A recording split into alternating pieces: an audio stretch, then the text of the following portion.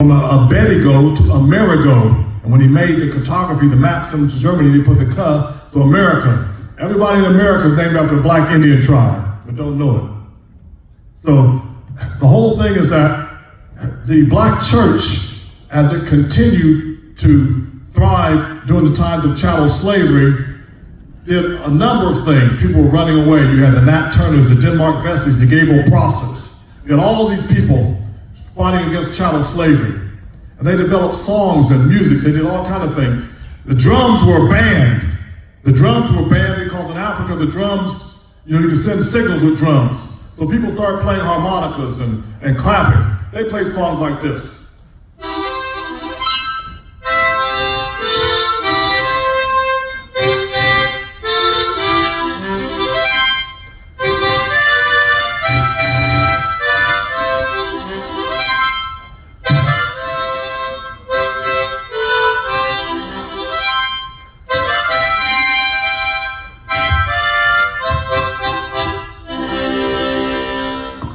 And sing, "'Tis the old ship of Zion." You know the song, "'Tis the old ship of Zion." And they talk about stealing away to Jesus. They have songs about Jerusalem, long before there was a state of Israel run by the people from Germany. And the black church was very positive in what it did.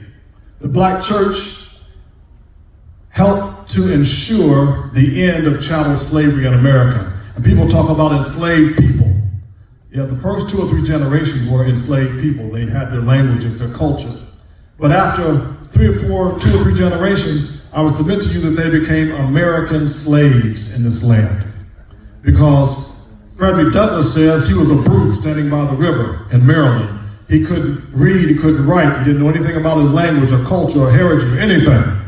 And that's what they tried to make people do, just to pick the cotton and do all that kind of stuff, chop the tobacco. They didn't know anything about Mother Africa, or they didn't know anything about that. So we come today with the church today doing different kinds of things. There's been a great falling away from the churches because people don't see the churches doing the prophetic things they used to do, ending slavery, Reconstruction, finding jobs for people like during the civil rights struggle. They don't do that much anymore. So there's a great falling away from the church. If you understand what has happened, we need a new theology, a salvation theology. We need to study the Most High, which is theology, for the purpose of being totally saved both in this world and the next. I'll rush on to my conclusion. Salvation theology, name of one of my books, is the study of God for the purpose of being totally saved both in this world and the world to come. That's the kind of theology that we need today.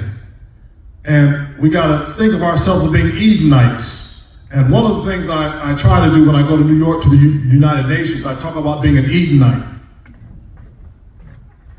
I have a shirt here, I have some out on the table.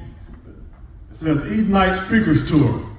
No more marches, reparations for all. The white hand shaking the black hand. Everybody needs reparations. The black folks, the red Indians, the white folks that worked in the coal mines, they got black lung, all of that. Everybody needs reparations, not only from the government, but from all groups. On the back it says, "I am Edenite, original indigenous paradise person." I'm being told my time is about up. So this is a shirt that I have, and I've been using that.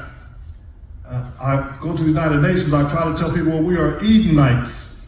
We don't have a name as a collective people. Humanity does not have a name, so that's my offering for a name. And I talk about Revelation chapter 6, verses 7 through 8, which talks about the pale horse and rider has been loose, along with the other four horses, apocalyptic horse, the white horse and rider, the black horse and rider, the red horse and rider, now the pale horse and rider.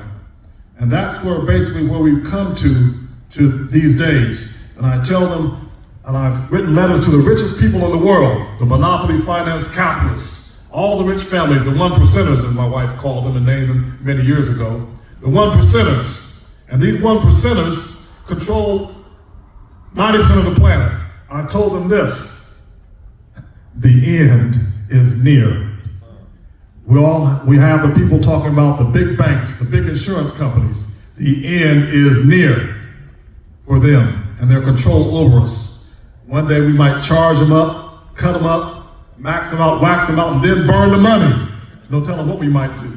But the end is near. I'm going to close with this song and let us continue with our program now that people have come down.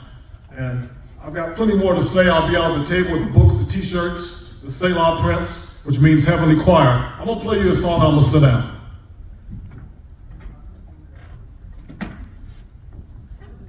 This is one of the songs of the church, Rock of Ages. Rock of Ages, cleft for me, let me hide myself in thee. Let the water and the blood from thy wounded side which flowed be of sin a double cure, save from wrath and make me pure. Not the labors of my hand can fulfill thy law's demands. And you might know the song. It's an old song of the church, an old hymn of the church, Rock of Ages. I'm going to do it for you, and hopefully you can understand what it's saying.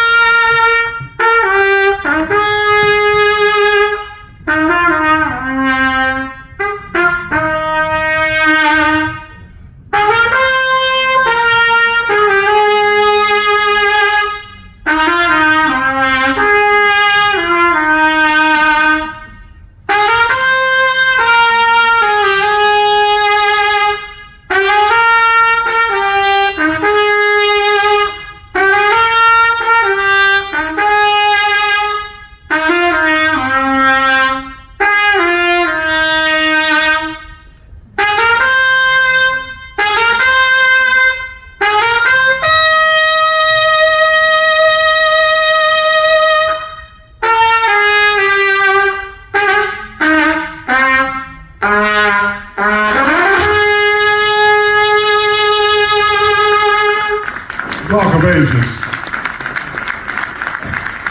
They nailed him to a tree. He bled and died. On the third day, he rose with all power in his hands. Yahshua the Messiah, we call him in English Jesus the Christ. And that's not the end of the story. He's coming back again. That comes out of my faith and my belief that he's coming back again to rule this world with a rod of iron. So as you go through your day, understand that you will not be on this planet forever.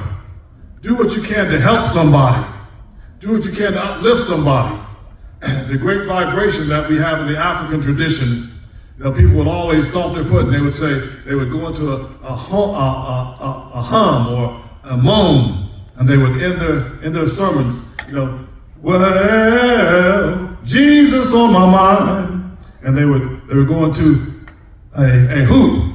Those are African vibrations, things that were translated from the motherland to here, that they couldn't beat out of us, that they couldn't whoop out of us, they couldn't lynch out of us. We still kept those traditions.